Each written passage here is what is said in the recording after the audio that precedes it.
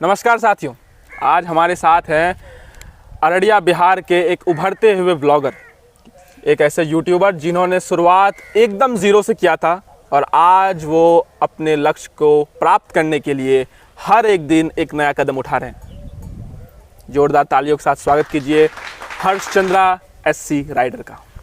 सबसे पहले बहुत बहुत धन्यवाद मैं आपको कहना चाहता हूँ कि आपने मेरा इंटरव्यू लिया, क्योंकि जनरली मैं देखता हूँ कि 1K के सब्सक्राइबर पर किसी का भी कोई इंटरव्यू नहीं लेता है, लेकिन हमारे साथ अभी ज्ञानी ओटाकू हैं और ये मेरा इंटरव्यू ले रही है, मेरे लिए बहुत बड़ी बात है।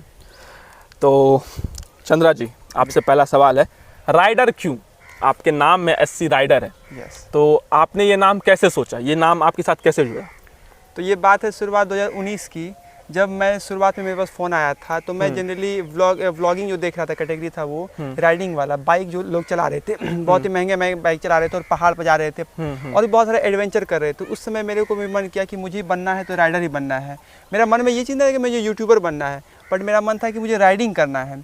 फिर उसके बाद जब एक साल बीत यानी कि 2020 जब आया शुरुआत के, तो मेरे मन में ख्याल आया कि मुझे यूट्यूब चैनल स्टार्ट करना, क्या अपना चैनल का नाम रखे। तो मेरे मन में तो हमेशा ये था कि मुझे राइडर तो बनना ही है। तो मैंने सोचा क्यों ना मुझे राइडर वाली ही कंटेंट बनाना है, इसीलिए मैंने राइडर जो है यूज़ किया। वाह। तो मेरा ये आपसे प्रश्न होगा कि क्या भविष्य में जब आप एक बड़े यूट्यूबर बन जाएंगे तो आपका मन है ऐसा कि आप राइडर नेम हटा करके हर्षचंद्रा कर ले, हर्षचंद्रा व्लॉग्स या हर्षचंद्रा कर ले? नहीं, ऐसा मैं नहीं करने वाला। मैं चाहता हूँ कि मुझे लोग राइडर कह के बुलाए, ताकि मैं राइडिंग हमेशा करूँ लाइफ टाइम। वाह वाह, बहुत अच्छा बहुत अच्छा। अच्छा, आपने यूट्यूब की जर्नी स्टार्ट करी, आपने व्लॉगिंग शुरू करा।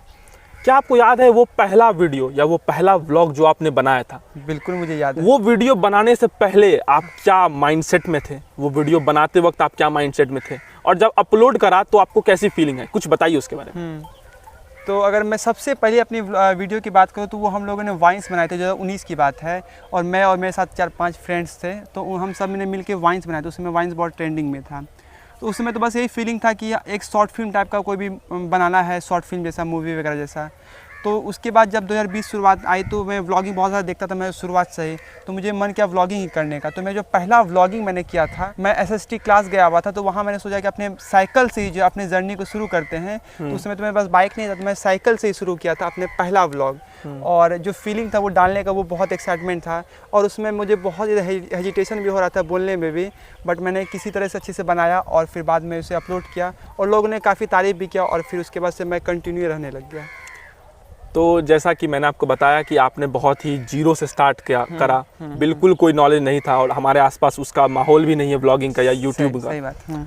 हम पूछना चाहेंगे वो पहला वीडियो कौन सा था जो कहते हैं ना बूम, जिसको बहुत अच्छा व्यूज मिला, जिसको देख के आपको बहुत हैरानी हुई या खुशी हुई? तो वो पहला वीडियो कौन सा था, उसके बारे में आप क्या बताना चाहेंगे? ये बात है 2022 की, जब मैंने एक प्लास्टिक का बैट खरीदा था और मेरा बहुत सारा मन था कि मैं प्लास्टिक के बैट, मतलब कोई भी मैं बैट खरीदूं। तो मैं जस्ट प्लास्टिक के बैट लिया, क्योंकि बहुत ही सस्ता मिल रहा था, उसमें 300 रुपये का बैट था। और मैंने सोचा कि मैं जब व्लॉगिंग कर ही रहा हूँ तो मैं इसका क्यों नहीं रिव्यू बनाऊँ।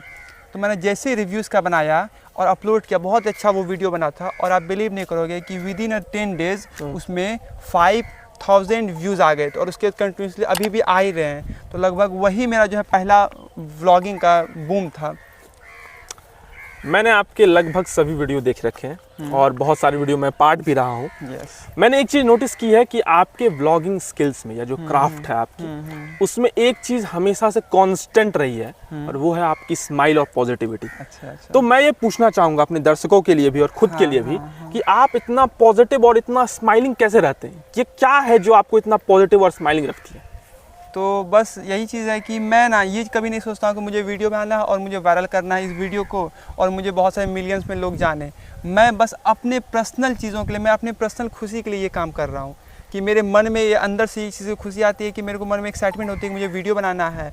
और जब मैं 5 साल के बाद इस वीडियो को देखूंगा तो मेरा उस समय एक्साइटमेंट कैसा होगा, तो यही चीज़ मेरे माइंड में चल रहा होता है। तो इसीलिए मेरा हर एक वीडियो में जो एक्साइटमेंट होता है वो बहुत ही एक्सट्रीम होता है, चाहे उसमें व्यूज़ आए ना आए। आपने देखा होगा कि मैं कुछ ऐसा वीडियोज़ बनाया हूँ पिछले कुछ 1 महीना में जिसमें 50-60 व्यूज़ आए हैं, तो मेरा उसके बाद में वापस एक और वीडियो बनाया जिसमें कि 5000 व्यूज़ आए हैं। तो मुझे इस बात से बिल्कुल फ़र्क नहीं पड़ रहा है कि इसमें 50 व्यूज़ है, इसमें 5000 व्यूज़ आए हैं। मेरा एक्साइटमेंट ऐसा ही रहता है क्योंकि मैं वही चीज़ सोचता हूँ कि जब मैं ये मेरे लिए एक मतलब आप डॉक्यूमेंट कर सकते हैं, मैं अपने लिए एक डॉक्यूमेंट तैयार कर रहा हूँ, बना रहा हूँ मेरे लाइफ का।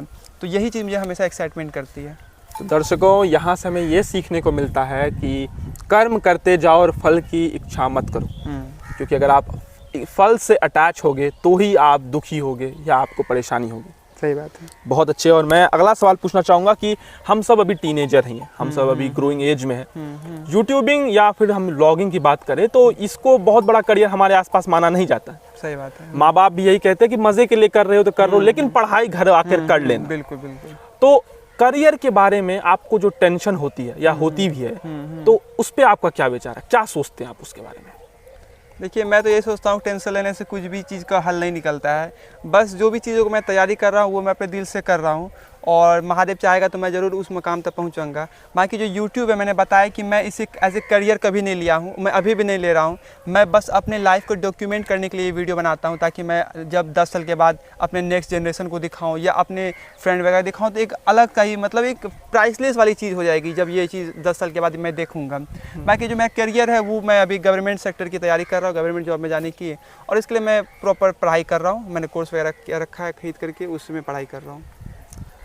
जैसा कि आपने बताया कि आप एक एस्पिरेंट हैं, कॉम्पिटिटिव एग्जाम की आप तैयारी भी कर रहे हैं, तो हम लोग भी कॉम्पिटिटिव एग्जाम की तैयारी कर रहे हैं और लाखों बच्चे भारत में कॉम्पिटिटिव एग्जाम की तैयारी करते हैं। सही बात है। मेरा आपसे सवाल है कि तैयारी करते वक्त आप अपने मेंटल हेल्थ को बैलेंस कैसे रखते हैं, स्ट्रेस को कैसे हैंडल करते हैं? क्या है आपका वो टिप, वो तरीका जिससे आप स्ट्रेस को हैंडल करते हैं? देखिए, मैं जनरली मुझे स्ट्रेस होता ही नहीं किसी बात को लेकर के। जहाँ तक बात आई पढ़ाई को लेकर के, तो वो जनरली आप जब भी किसी भी चीज़ में, जैसे कोई भी चीज़ मुझे समझ में नहीं आता, मैथ कोई मैथ का क्वेश्चन मुझे समझ में नहीं आ रहा है, तो मैं उसमें स्ट्रेस नहीं होता। मैं बार बार उसी चीज़ को दोहराता हूँ, रिपीट करता हूँ, और मुझे पता है कि ये 2 बार 3 बार इसको बनाने के बाद मुझे अच्छे समझ में आ जाएगा। तो मैं इस बात के लिए कभी स्ट्रेस नहीं लिया हूँ। बाकी हाँ, थोड़ी बहुत तो होती ही है, बट वो एक नेग्लिजिबल है मेरे लिए। बाकी मैं बस लाइब्रेरी ज्वाइन किया हुआ, 8 घंटा की शिफ्ट है मेरी, तो वहाँ मेरे लगभग चीज़ें मैनेज हो जाती है, तो मुझे स्ट्रेस लेने की कोई ज़रूरत ही नहीं पड़ती है। तो दर्शकों, हमने यहाँ सीखा कि आपको स्ट्रेस नहीं लेना है, क्योंकि टेंशन से चीज़ें और ख़राब ही होंगी, अच्छी नहीं होंगी। बहुत अच्छे सर। मैं आपसे अगला सवाल पूछना चाहूँगा कि जैसे हमारी डेमोक्रेसी की 4 पिलर्स हैं और मीडिया को उसका चौथा पिलर बताया गया है, तो व्लॉगिंग जो क्राफ्ट है, जो ये आर्ट है, आपके हिसाब से उसके वो 4 पिलर कौन से हैं जिसको मास्टर किए बिना एक आदमी क्राफ्ट व्लॉगिंग जो है, आर्ट व्लॉगिंग, उसको मास्टर नहीं कर सकता? तो इसके 4 जो पिलर्स हो सकते हैं वो है, पहला स्टोरी टेलिंग। आप किस चीज़ पे वीडियो बना रहे हैं, ये बहुत इंपॉर्टेंट रखता है। अब बस आप कैमरा उठाए और कुछ भी चीज़ दिखा रहे हैं, ये बिल्कुल जायज़ नहीं इस फील्ड में। और इसके अलावा जो है क्रिएटिविटी आपके अंदर तो होना ही चाहिए, तभी आप इस फील्ड में आए होंगे, आई होप। एंड इसके बाद जो एडिटिंग, आप हालांकि धीरे धीरे करके सीख सकते हैं, बट एडिटिंग में आपको मास्टर होना पड़ेगा, ताकि लोग इंगेज, आपकी वीडियो इंगेज रहे और लोग इस वीडियो को अच्छे से देखें। एंड इसके अलावा जो है, मैंने बताया कि आपको अच्छे शब्दों का चयन करना होगा, यानी कि बोलने का जो तरीका है वो बहुत सुधारना होगा। तो ये 3 पॉइंट है। और बाकी एक तो ये कैमरा क्वालिटी वगैरह, आजकल बहुत ही लोग जो है प्रोफेशनल तरीके से बनाते हैं, हाई क्वालिटी यूज़ करते हैं। तो आप भी किसी अच्छे स्मार्टफोन या अच्छी कैमरा से बनाएंगे तो शायद आपके व्लॉग जो है बहुत ही प्रोफेशनल दिखेगा। बहुत अच्छे सर, बहुत अच्छे।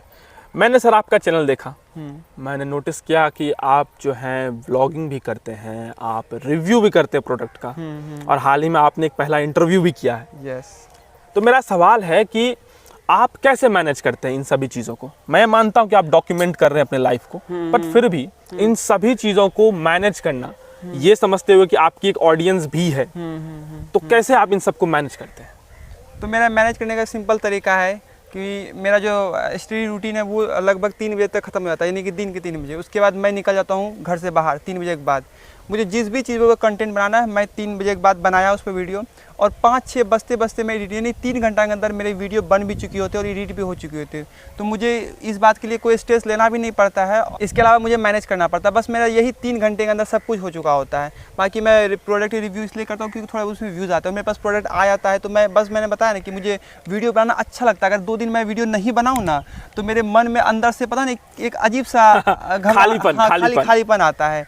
इसीलिए मैं जो कोई प्रोडक्ट उठाता हूँ, चाहे उसका मुझे दोबारा ही क्यों नहीं रिव्यू करना पड़े, 1 महीना के बाद ही रिव्यू करना क्यों नहीं पड़े, लेकिन मैं करता हूँ। तो बस इसीलिए, ताकि मैं अपने उस खालीपन को भर सकूँ और जो मेरा अंदर का क्रिएटिविटी है उसको मैं बाहर निकाल सकूँ, आप लोगों के सामने दिखा सकूँ। बहुत अच्छे सर। मेरा अगला सवाल है कि आपका वो ड्रीम प्रोजेक्ट क्या होगा? क्योंकि मैं आपको बताना चाहूँगा कि आप अररिया के आसपास सभी जगह घूम चुके हैं, आप बनारस जा चुके हैं, वहाँ का व्लॉग बना चुके हैं, आपने महाकुंभ का व्लॉग बनाया है, आप नेपाल गए थे, आपने उसका व्लॉग बनाया है। तो कह सकते हैं कि आपके पास घंटे भर का एक्सपीरियंस है, बहुत ज़्यादा ही, मतलब बहुत सारे आपने व्लॉग्स बनाए, बहुत सारे आपको एक्सपीरियंस है।